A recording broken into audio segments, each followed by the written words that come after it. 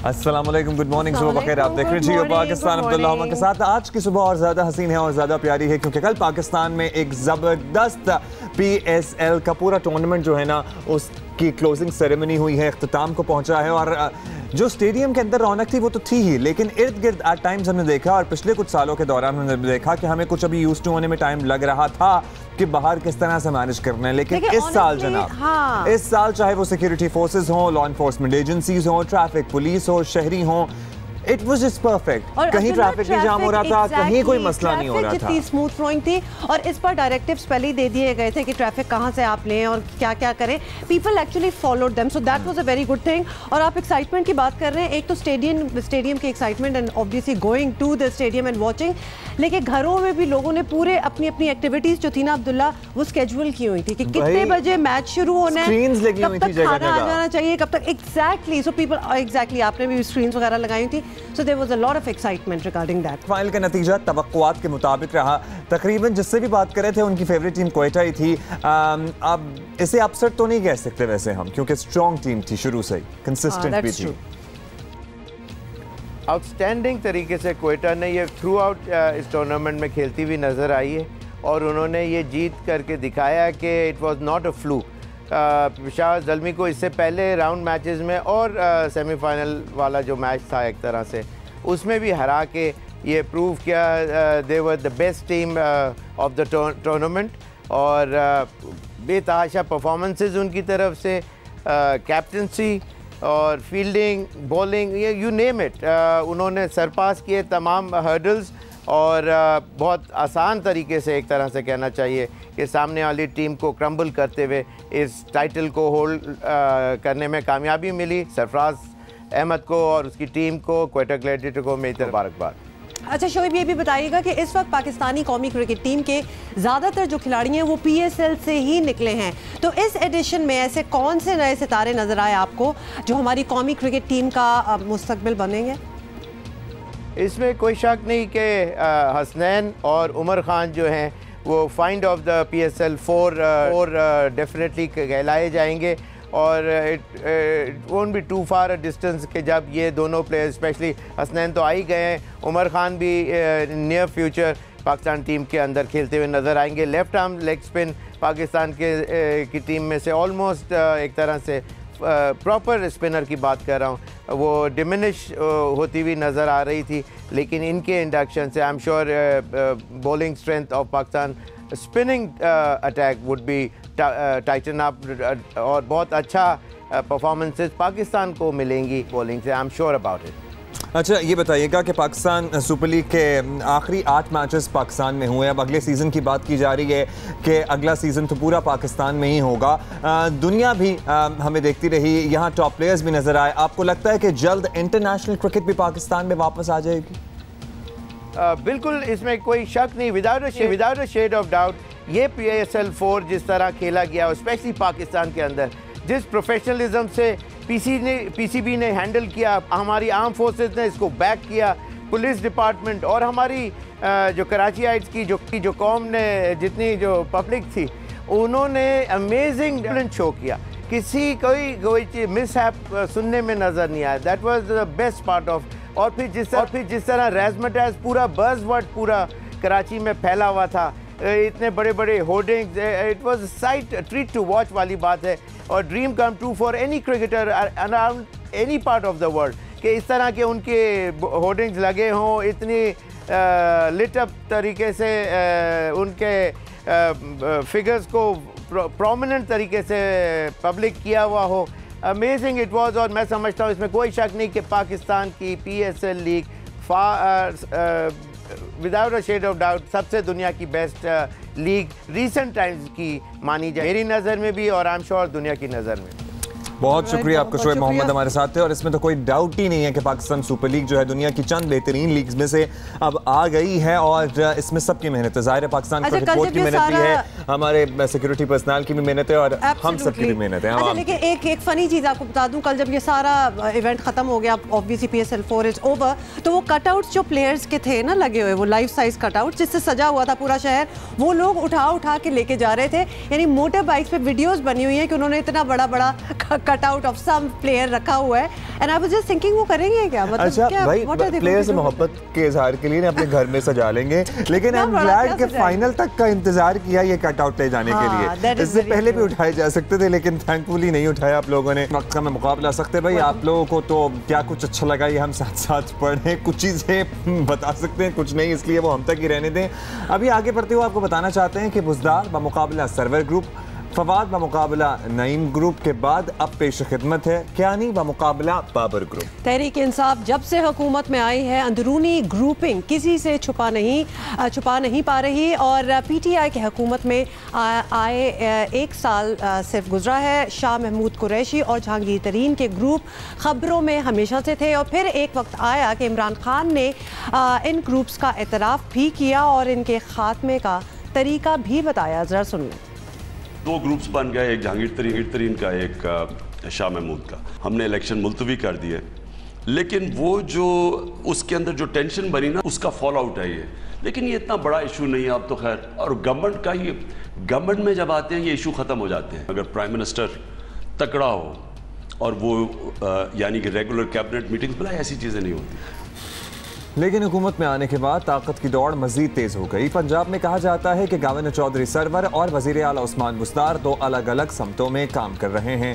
इसके अलावा फवाद चौधरी और नईमुल हक की गिरोहबंदी तो सबके सामने ही है। अपने रिजर्वेशन है, वज़ारत सिर्फ झंडा लेने के लिए भी नहीं लगाया की जाती, अपने तमाम अक़वाम पे बुनियाद है। जैसे पीएम साहब हुक्म करेंगे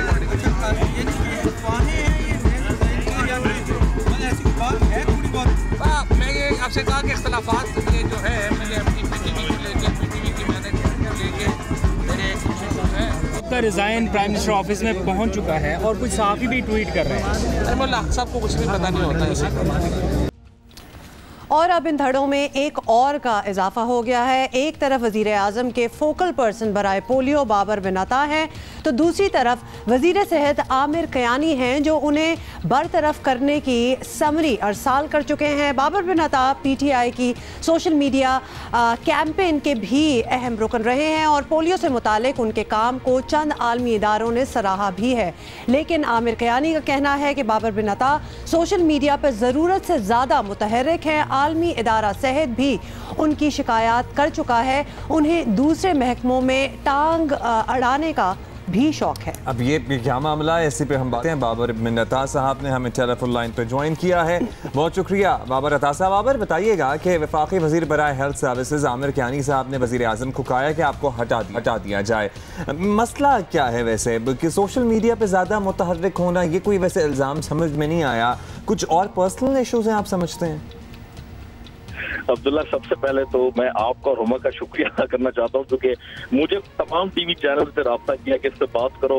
मैंने किसी से बात नहीं की, लेकिन आप दोनों क्योंकि पोलियो पे बात करते हैं, जब आपकी तरफ से पैगाम आया मैंने सोचा भी नहीं, मैंने कहा जी मैं अगर बात करूंगा तो इन दोनों के प्रोग्राम पर करूंगा। तो ये तो मैं आपको पहले बताना चाहता हूँ। अच्छा, अब देखिए एक मेरी जरा सुन लीजिए कि क्योंकि लोग यूज्ड टू नहीं है पहले पॉलिटिकल पार्टीज में, क्योंकि डिक्टोरियलशिप होती थी और वहां पे जो आका का हुक्म है उसको फाइनल कर लिया जाता था, तो लोगों के लिए डिफरेंसेस जो हैं वो फिर वो बन जाता है कि ये झगड़ा हो गया, क्या हो गया। मेरे ख्याल में जी देखें, पीटीआई जो है ना, PTI is a very different party और यहाँ पे हम ओपनली डिफर करते हैं एक दूसरे से, और मेरे ख्याल में उसी डिफरेंसेस की वजह से ही आपने देखा ना कि आईआरआई की रिपोर्ट आई है कि कितना लोग समझते हैं कि PTI is performing really well, और ये डिफरेंसेस जो है यही आगे लेके जाते हैं और ये मेरे ख्याल में तो हेल्दी है जी, अच्छी बात है। अगर 2 डिफरेंसेस हैं तो लोगों को परफॉर्म करने में बेहतर होता है और कोई इतनी बड़ी बात नहीं है। अगर कोई छोटे से डिफरेंसेस हैं, मेरे बड़े हैं, उम्र में मुझसे बड़े हैं, मेरी जो समरी प्राइम मिनिस्टर को भेजी थी उन्होंने रिकमेंड की थी, कोई नहीं, अगर वो नाराज है मना लूंगा उनको, कोई बात नहीं। लेकिन आपने ये नहीं बताया बाबर के मसला है क्या उन्हें आपसे, और वही सोशल मीडिया का मुतहर्रिक होना, ये कोई मसला हमें नजर नहीं आ रहा। So what exactly is the issue? वो आपने अभी बता दिया थोड़ा सा, मतलब वो उनके छोटे मोटे वो हैं कि वो कहते हैं कि वही सोशल मीडिया, और वो कोई नहीं, बड़े हैं मेरे, उनको मैं मना लूंगा। इतना बड़ा कोई इशू नहीं है कि बंदा गई की लड़ाई होगी या कोई ऐसी नहीं है, छोटे से डिफरेंसेस हैं, कोई नहीं, क्लियर हो जाएंगे इंशाल्लाह। वो देखिए लड़ाई उस वक्त होगी ना हुमा जब अगला बंदा रेडी हो टेक ऑन करने को। तो जब मैं टेक ऑन ही मैं रेडी नहीं हूँ टेक ऑन करने को, और मैं कहता हूँ कि ठीक है जो मसले उनको एड्रेस कर लेंगे तो इंशाल्लाह ये ओवरकम हो जाएगा। चलें इंशाल्लाह आप इस मसले को तो एड्रेस कर लेंगे, लेकिन इसलिए बाबर इस मामले पे और ज़्यादा अहमियत हम दे रहे हैं क्योंकि इससे पहले धड़ेबंदी की हमने रिवायत देखी है पाकिस्तान तहरीक इंसाफ में। माशाल्लाह फवाद चौधरी साहब और नईमुल हक साहब आपको पता है, फिर उधर पंजाब में वज़ीर आला और गवर्नर साहब। तो अब हम इसको इसलिए इंपॉर्टेंस दे रहे थे, लेकिन आप कह रहे हैं कि मसला नहीं है, तो हम यही समझेंगे कि मसला नहीं है और आप 2-4 दिनों में इसको रिजॉल्व कर लेंगे होपफुली। इंशाल्लाह रिजॉल्व हो जाएगा अब्दुल्ला, रिजॉल्व हो जाएगा। और ये देखिए ना कि वही जो मैंने आपको पहले कहा कि डिफरेंसेस होना पार्टी में हेल्थी है जी, अच्छी बात है, अच्छा परफॉर्म करने में मदद मिलती है, लोगों को डिफर करना चाहिए एक दूसरे, इसमें कोई इतना नहीं है। नईम भाई की और फवाद साहब का जो इशू था वो भी रिजॉल्व हो गया, आपने देखा, इस तरह बेहतर है जी, अच्छा होता है, इट्स गुड। और छोटे मसले हैं लेकिन मीडिया के लिए बड़ी हाइप बन जाती है इसमें। हाँ, बस वो मसले ट्विटर पे आके नहीं होने चाहिए। तो बाबर हम ये चीज तो फिर तो हम आपसे बिल्कुल ना पूछे ना कि ये पोलियो मुहिम जो कि आप बड़ा अच्छा चला भी रहे हैं और इसके बारे में हम काफी बार बात भी कर चुके हैं, so you are still going to be heading that?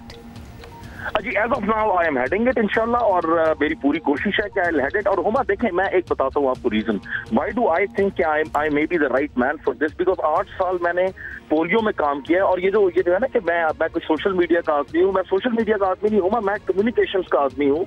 मैं 4 साल तक यूनिसेफ पोलियो कम्युनिकेशंस में रहा, फिर 4 साल तक World Health Organization communication wing में रहा, तो और वो पोलियो का विंग ही था मेरा। तो द थिंग इज, और द प्रॉब्लम है, जिस तरह पिछले इंटरव्यू में मैंने आपको बताया था कि अगर कोई लास्ट लीप रह गया है between a polio free Pakistan and a Pakistan with polio is restoring public trust and answering parental concerns on the vaccine. इसीलिए आपको ऐसे बंदे की जरूरत है इस सीट पे जो इसको राइटली पब्लिसाइज करके कंसर्न्स को एड्रेस कर सके। अच्छा बाबर, आपने एज ऑफ नाउ कहा ना, तो हम जरा परेशान हो गए क्योंकि हम आपके काम के कायल भी हैं और हम आपको अप्रिशिएट भी करते रहते हैं, और आपने साथ में भी कह दिया कि आप कोशिश करते रहेंगे कि आप हेड करते रहें। इसका मतलब है कुछ तो गड़बड़ है। और साथ में आपने ये भी कह दिया कि ये जो हेल्दी डिफरेंसेस होते हैं ये होने चाहिए, मतलब ये होने तो चाहिए लेकिन ये पब्लिक नहीं होने चाहिए फिर डिफरेंसेस। जी आप बिल्कुल सही कह रहे हैं, पब्लिक नहीं होने चाहिए और इसको बाहर नहीं आना चाहिए।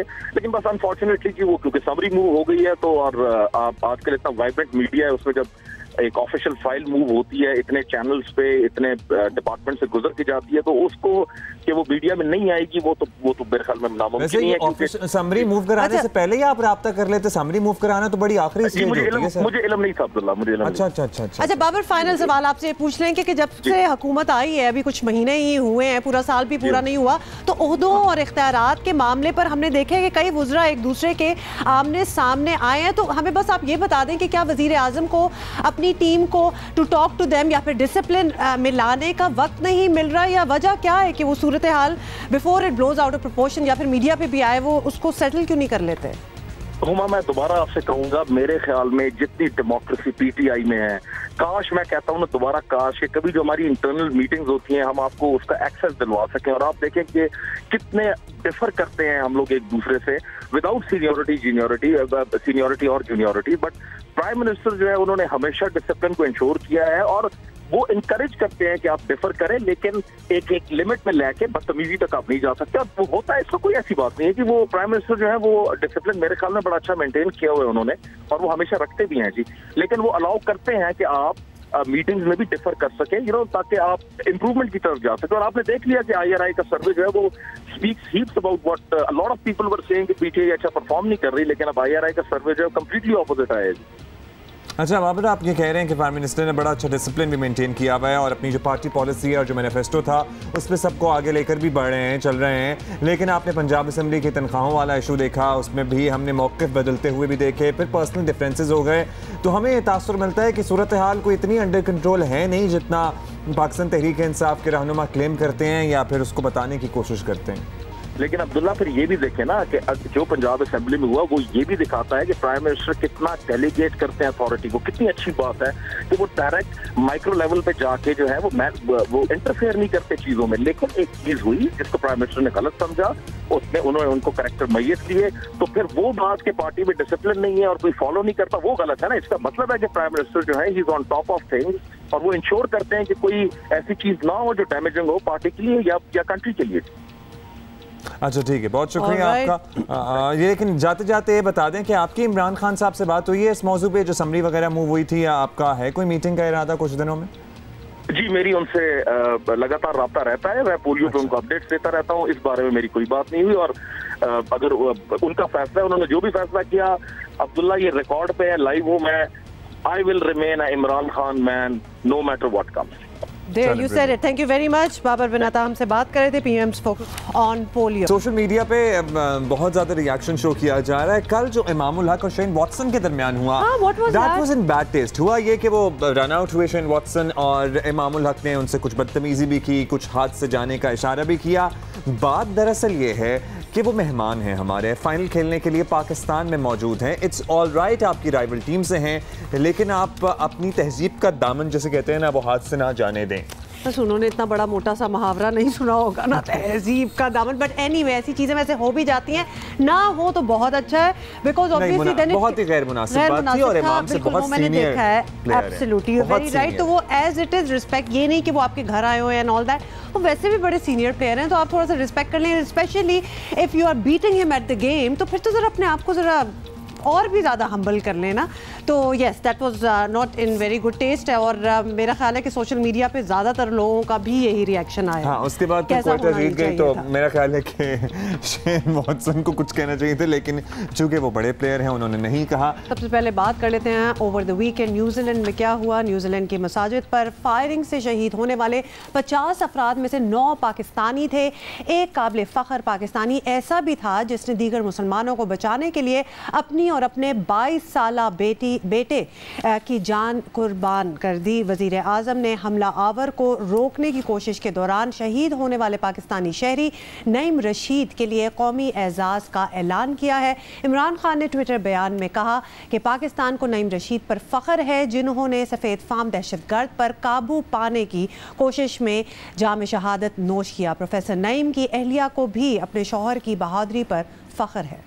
दहशतगर्दी के वाक़े में ज़ीशान, उनके वालिद ग़ुलाम हुसैन और वालिदा करम बीबी के शहीद होने की भी तस्दीक हुई है। इसके अलावा सुहेल शाहिद, सैयद जहादाद अली, सैयद अरीब अहमद और महबूब हारून भी शोहदा की फहरिस्त में शामिल हैं। 6 बॉडीज़ की वो कफन दफन वहीं करना चाहते हैं क्राइस्ट चर्च में, और 3 फैमिलीज़ ने ख्वाहिश जाहिर की है कि उनकी बॉडीज़ पाकिस्तान लाई जाएं। पूरी कौम सोग में है। हमारा वो बहादुर बेटा नईम रशीद, हुकूमत पाकिस्तान उसको ऑनर करेगी। 23 मार्च के जो हम देते हैं, जो अवार्ड्स देते हैं, उसका नाम भी उस फहरिस्त में शामिल करने का, हाँ इसी साल जी 23 को। सदर मुमलिकत डॉक्टर आरिफ अलवी कराची में शहीद अरीब अहमद और शहीद ज़ीशान रज़ा के घर गए और लवाहिकीन से ताज़ियत की।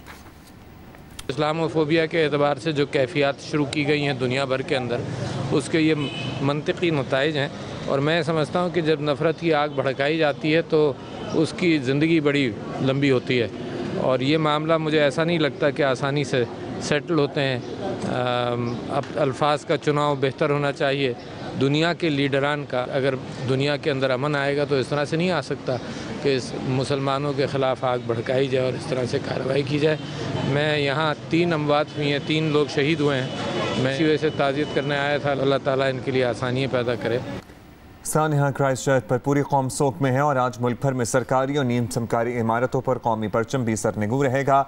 अरीब अहमद शहीद के मामू मुजफ्फर अली खान साहब ने हमें टेलीफोन लाइन पर ज्वाइन किया। बहुत शुक्रिया मुजफ्फर खान साहब। मुजफ्फर खान साहब, बताइएगा कि अरीब क्राइस्ट चर्च किस सिलसिले में गए हुए थे और कब से वहाँ रिहाइश पजीर या वहाँ मौजूद थे? ये 2 साल पहले ये वहाँ जॉब पे गए थे। ये उनकी जॉब हो गई थी और ये जॉब कर रहे थे वहाँ तकरीबन 2 साल से, चार्टर्ड अकाउंटेंट थे। ये भी बताइएगा कि आप लोगों का अरीब से आखिरी राब्ता कब हुआ था और उन्होंने क्या बात की थी आपसे? हमारा आखिरी राब्ता इनसे जुमेरात को आई थिंक कोई दोपहर में हुआ था, क्योंकि वहाँ टाइम का फ़र्क है, मेरे ख्याल में 8 घंटे का। यहाँ दोपहर में हमारा राब्ता हुआ था। खैरियत के फेसबुक पे भी मेरे साथ ऑनलाइन थे। उसके बाद हमारा राब्ता नहीं हुआ। मुज़फ़्फ़र साहब, वहाँ ये सानहे की खबर आपने टीवी पे देखी, फिर ख़ुद से रब्ता करने की कोशिश की फैमिली ने, या फिर न्यूजीलैंड से किसी ने इन्फॉर्म किया पूरी फैमिली को यहाँ पे? मैंने जब टीवी ऑन किया तो ये फ्लाइट चल रही थी। मैंने जब टीवी ऑन किया, फिर फ़ोन किया एक दो जगह, तो मैंने कहा यार ये तो आरिफ के घर के करीब ही ये मस्जिद है जो हम सुनते रहे हैं उसके ज़बानी, तो इसको फ़ोन मिलाओ जल्दी से। जब हम फ़ोन मिलाना शुरू किया तो सुबह से लेके और शाम तक हमारा इसने फ़ोन उठाया नहीं, अटेंड नहीं किया, फ़ोन बेले जा रही थी मुसलसल। मुज़फ़्फ़र साहब, ये भी बताइएगा कि क्राइस्ट चर्च हमले से लेकर अब तक हुकूमत पाकिस्तान की जानिब से आप लोगों को राब्ते में रखा गया, तो क्या बातें हुई आपसे और क्या अरेंजमेंट्स थे पाए? देखिए, एक दिन तो हमारे साथ कोई किसी का राब्ता नहीं था, लेकिन दूसरे दिन जब हमें पता लगा इसकी शहादत हो गई है तो पीटीआई की हुकूमत के जो नुमाइंदे हैं, एमपीए हैं, उन्होंने हमसे रब्ता किया। फिर पर्सनली मेरी शाह मोहम्मद तोशी साहब से बात हुई, गवर्नर साहब से मेरी बात हुई, तो उन्होंने हमें थोड़ा सा यकीन दिलाया है कि जल्द से जल्द हम इनकी मैयत को पाकिस्तान मुंतकिल करने की कोशिश कर रहे हैं।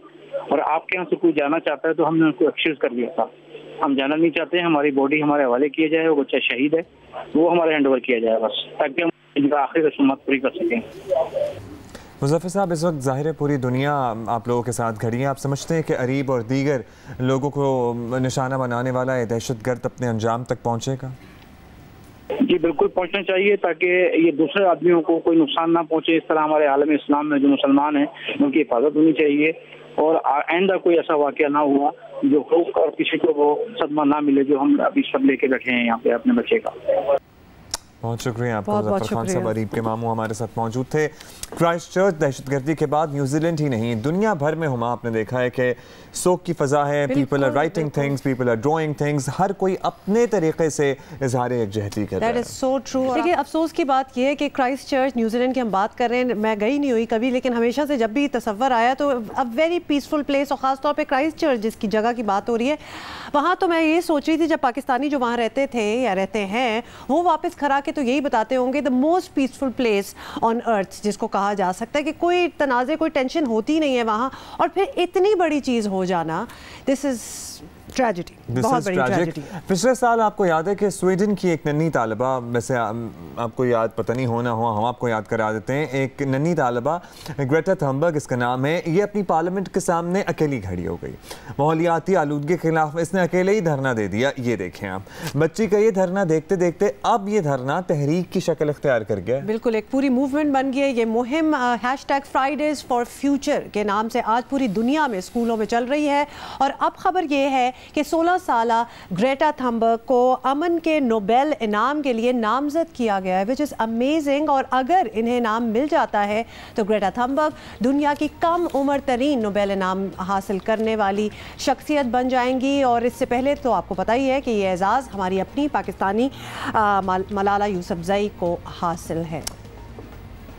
मतलब उम्र जो है ना कि वो बिल्कुल कोई, आप ये नहीं सोच सकते कि इतना जहन अभी नहीं बढ़ा कि कुछ बारे में सोचा जाए। मतलब 16 साल की बच्ची, शी नोज़ के एनवायरनमेंट को ठीक करने के लिए पूरी एक मूवमेंट चाहिए दुनिया में, वरना कुछ नहीं होने वाला। एंड शी स्टार्टेड अकेले, तन्हा। So this is quite amazing. आप एक पौधा लगाते हैं ना तो फिर वो खुद ही जंगल बनता चला जाता है। माहौलियाती आलूदगी के खिलाफ आलमी आगाही मुहिम के सिलसिले में पाकिस्तान में भी स्टूडेंट्स हैं जो रैलीज़ निकाल रहे हैं। उन्होंने रैलीज़ निकाली। पाकिस्तान उन ममालिक में शामिल है जहाँ माहौलियाती तब्दीलियों के गहरे असरात नज़र आ रहे हैं। सो ये कुछ यूनिवर्सिटी के तलबा तालिबात जिन्होंने climate change which is real उस पर बात की और उसमें लोगों में अवेयरनेस पैदा करने की कोशिश की। सो जहाँ आपको मौका मिलता है आप भी बात किया करें। आपको बताएं कि अमरीकी शहरी जेम्स हैस्कप इस साल गिलगित बल्तिस्तान में अस्तोर मारखोर का शिकार करने वाले चौथे अमरीकी शहरी बन गए हैं। ये लो जी तस्वीर में पैसे तो बड़े आते हैं, लेकिन मुझे टेंशन होती है कि अगर इसी तरह शिकार करते रहे पैसों की खातिर ये लोग, तो पैसे तो आ जाएंगे लेकिन 4-5 को ही आप देखें, 4-5 को अलाउ करते हैं और उसके बाद ये नहीं कि आप मारते चले जाएं। जितनी भी मारखोर है उसमें भी 1-2 ही होता है। यू आर जस्ट हंटिंग, ये नहीं कि आप बहुत ज़्यादा कर लें।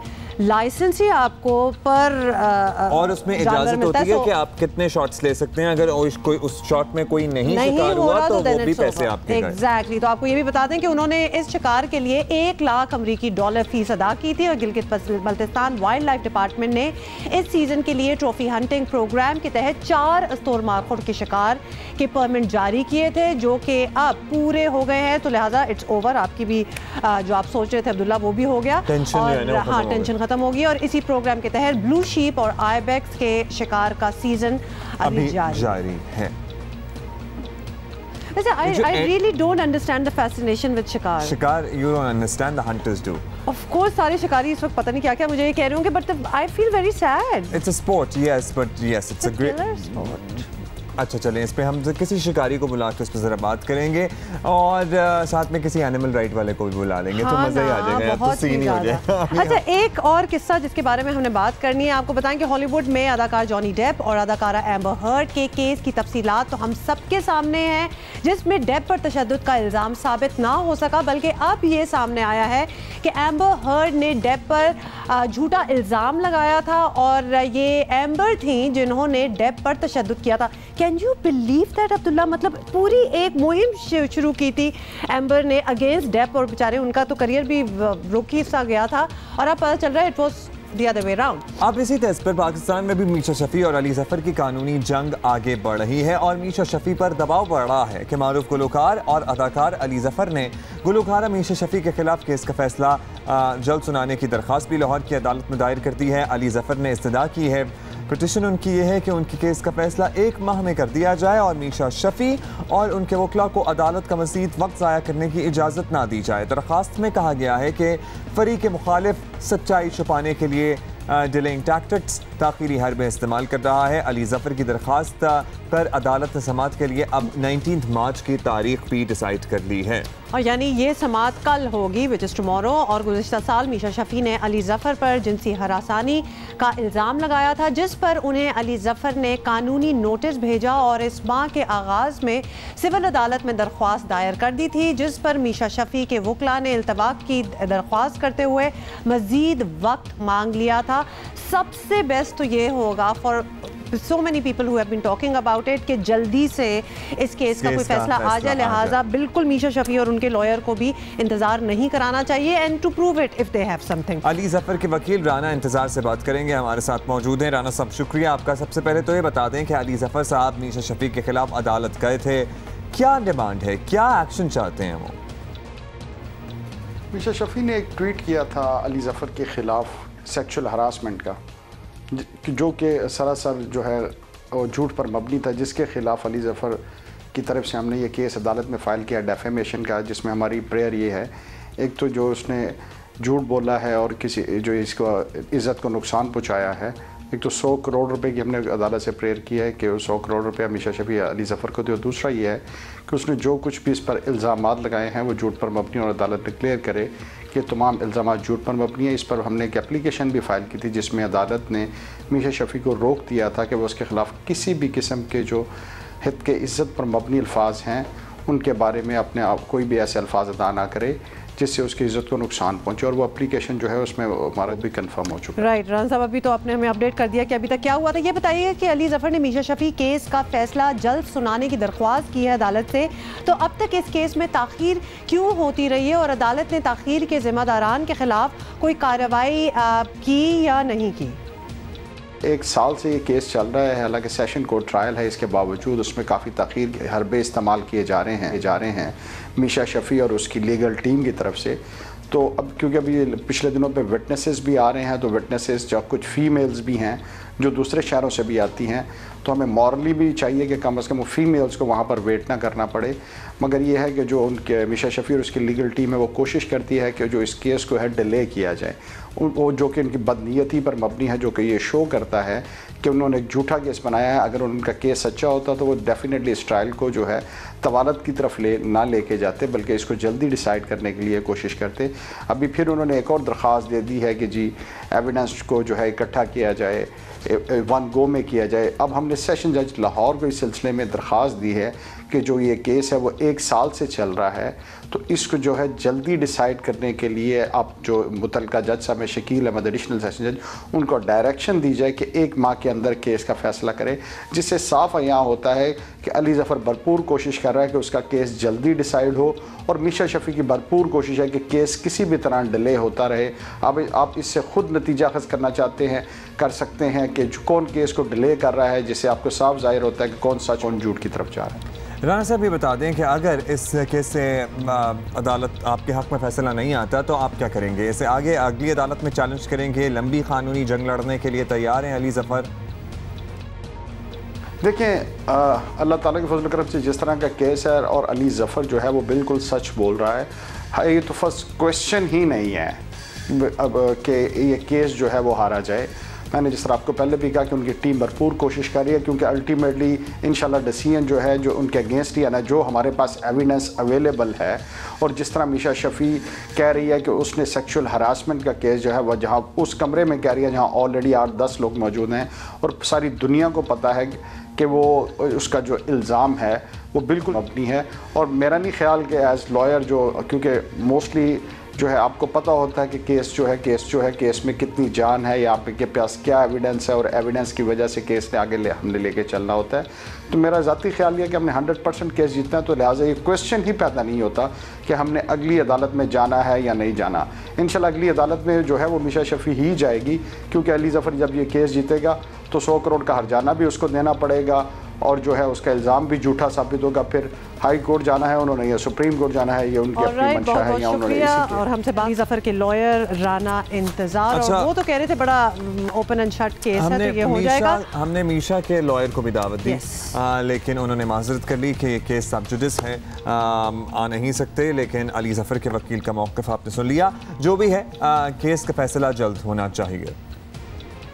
अच्छा जी, let us move on now, और आबदी साहब भी हमारा इंतज़ार कर रहे हैं। आबदी साहब अस्सलाम वालेकुम। आबदी साहब, आज जो सवाल है उसमें आपको बताते हैं कि पिछले दिनों university of engineering and technology Lahore ने स्टूडेंट्स के लिए ड्रेस कोड जारी किया था, जिस पे हमने काफ़ी तफसीली एक बात भी की थी। तो आबदी साहब, आप क्या समझते हैं कि ड्रेस कोड होने से मयार तालीम पर कोई फ़र्क पड़ेगा, और जो स्टूडेंट्स हैं उनके लिबास का फ़ैसला यूनिवर्सिटी इंतज़ामिया का इख्तियार होना चाहिए या नहीं? आप बता दें। मैं समझता हूँ कि देखिए, ये हमारे जो यूनिवर्सिटी सेक्टर एजुकेशन है या हायर एजुकेशन, या जिसे आप अडल्ट एजुकेशन कहेंगे, उसके अंदर पूरी दुनिया में इंटरनेशनली कहीं भी कोई ड्रेस कोड की पाबंदी नहीं है, और ना ये यूनिवर्सिटी को इख्तियार है कि वो करे, अनलेस कि वो कोई सर्विसेज की यूनिवर्सिटी हो या कोई आर्मी की या कोई फोर्सेस की या कोई स्पेशलाइज्ड ट्रेनिंग इंस्टीट्यूशन हो जहाँ पर आपको किसी यूनिफॉर्म में रहने की ज़रूरत है।